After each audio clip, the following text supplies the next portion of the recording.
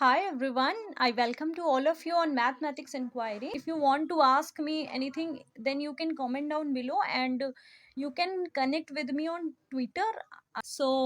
In the previous video, we will discuss about Newton's Gregory forward interpolation formula. Basically, in your exams, one or two question will come from this chapter. इस question को आज हम solve करेंगे with the help of Newton's Gregory forward interpolation formula. पहली जो चीज़ होती है सबसे बेसिक होती है, हमें एक इसमें टर्म निकालना होता है. हमने जब फॉर्मूला प्रूफ किया था तब हमने बेसिकली यहाँ पे फॉर्मूला यूज किया था x is equals to a plus u h. तो यहाँ पे x तो हमें वो होगा जो कि हमें फाइंड करना है. जैसे यहाँ पे लिखा हुआ है फाइंड द पॉपुलेशन फॉर 1946.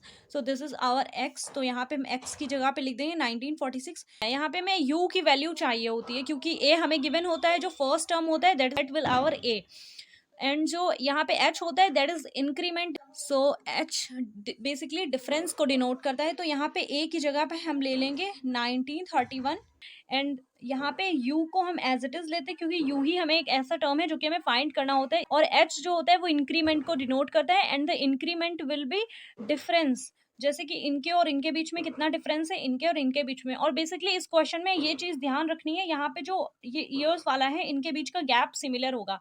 जब गैप सिमिलर नहीं होगा तो वहां पे न्यूटन्स डिवाइडेड डिफरेंस का फॉर्मूला लगेगा, और यहाँ पे हमने डिफरेंस नहीं रखा. तो जो डिफरेंस था हमारा वो था h. तो इन दोनों के बीच का डिफरेंस या किसी भी दो टर्म के बीच का डिफरेंस आपको चेक कर लेना है अपने अकॉर्डिंग, मतलब जो आपको अच्छा लगे.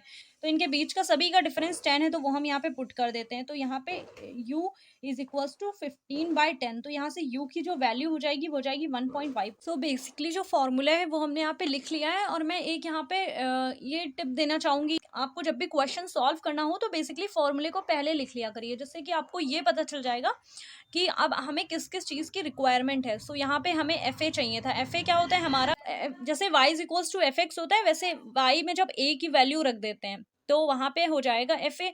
सो एफ ए हमारा बेसिकली जो फर्स्ट टर्म होता है, जैसे कि जो भी हमने यहाँ पे a चूज किया था वही तो है function of a.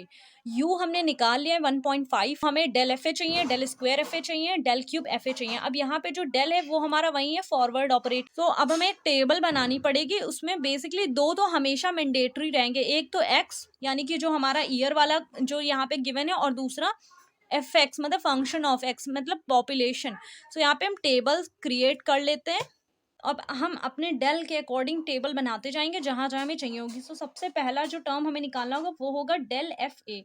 So basically del f a क्या होता है, जब हम फॉरवर्ड ऑपरेटर हमने फॉर्मूला पढ़ा था तो उसमें क्या था, del f x is equals to f x plus h minus f x. So यहाँ पे हमें ये चीज का ध्यान रखते हैं. कई बार बच्चे मिस आउट कर देते हैं कि इसमें से इसको घटाना है. अब यहाँ पे हम देखेंगे तो यहाँ पे छोटा है बट हमें इसमें से इसको घटाना होता है. मतलब जो ये एफ एक्स है और यहाँ ये एफ एक्स प्लस एच है. अब ये एफ एक्स है तो ये एफ एक्स प्लस एच है, फिर ये एफ एक्स है तो ये एफ एक्स प्लस एच है. ठीक है.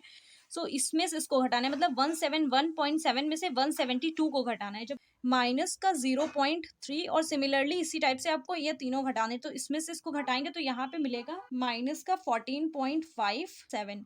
अब यहाँ पे फिर से दो डिफरेंसेस मिलेंगे, फिर दो से हमें एक मिलेगा, तो यानी कि अभी हमें यहाँ पे 2 ब्लॉक्स और बनाने पड़ेंगे.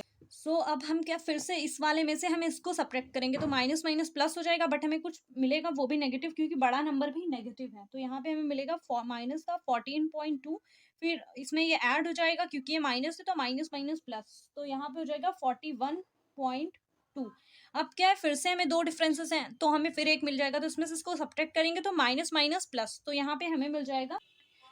कई बार बहुत से ये भी कंफ्यूजन होता है कि ये जो फॉर्मूला हम यहाँ पे लिखते हैं हमें ये कितने टर्म तक सॉल्व करना होता है. तो ये ऐसे रटना नहीं होता. किसी किसी क्वेश्चन में आपको 5 टर्म्स, मतलब डेल 5 की मैं बात कर रही हूँ, वहां तक सॉल्व करना होता है. तो ये सारा का सारा आपकी टेबल पर डिपेंड करता है. आपकी टेबल का जो लास्ट टर्म है वो कितना है उतना ही आपको फॉर्मूला लिखना है, ज्यादा अननेसेसरी लिखने की जरूरत नहीं होती है. ठीक है. अब हमें सारी वैल्यूज मिल चुकी है, हम अपने फॉर्मूले में पुट करके इनकी कैलकुलेशन कर लेते हैं. यहाँ पे जो फर्स्ट टर्म हमें रखना होता है वो होता है एफ ए. तो एफ ए हमारा क्या होता है, यानी कि एफ ए यानी ये वाला टर्म ए होता है, ये बी होता है, ये सी होता है, ये डी होता है. मतलब फंक्शन ऑफ ए की वैल्यू क्या है, दिस. जब यहाँ पे x इज इक्वल्स टू ए है तो ये हो जाएगा एफ ए. तो एफ ए में मतलब पहली वाली वैल्यू जो कि है हमारी 172. यहाँ पे हम लिख लेते हैं f x is equals to, तो एफ ए हमारा है 172, फिर प्लस, फिर फॉर्मूले में चलते तो यहाँ पे लिखा हुआ है यू यानी क्या है हमारा 1.5 है, फैक्टोरियल 1 की वैल्यू 1 ही होती है, डेल्टा एफ ए। अब डेल्टा एफ ए मतलब डेल्टा में एफ ए मतलब पहली वाली वैल्यू के सामने चूज करनी है, मतलब -0.3, that is our delta F plus. फिर क्या है नेक्स्ट टर्म हमारा यू -1 यानी यू की वैल्यू अभी हमने निकाली थी 1.5। फिर चाहिए del square f a. So del square f a के लिए हम क्या करते हैं, यहाँ पर फिर से आते हैं डेल स्क्वायर वाली लाइन में, और एफ ए मतलब पहली वाली लाइन, ये जो ए के सामने वाली जो वैल्यू है that is our A value. तो मल्टीप्लीकेशन लगा के माइनस का 14.2 हम यहाँ पे, फिर से हम एक प्लस लगा लेते हैं। फिर नेक्स्ट हमें यू -1 यानी कि 1.5 -1 देन 1.5 -2 और अपॉन में फैक्टोरियल 3 का मतलब होता है 3 इंटू 2 इंटू 1 इंटू फिर क्या नेक्स्ट चीज हमें चाहिए डेल क्यूब एफ ए। अब डेल क्यूब वाली लाइन में जाएंगे, एफ ए एक ही वैल्यू है 55.4। अब बेसिकली कुछ नहीं बचा है, आपको इसको पूरा मल्टीप्लीकेशन वगैरह करके सॉल्व कर लेना है, और इसको आपको खुद से भी नहीं करना होता है, मतलब आपके पास कैलकुलेटर होता है। The answer will be 162.8। I think यही आंसर आया है, क्योंकि ये जो क्वेश्चन जो हम डिस्कस करें that will in your SJ publication book. If you have the book then you can check it. Till then take care, thank you so much.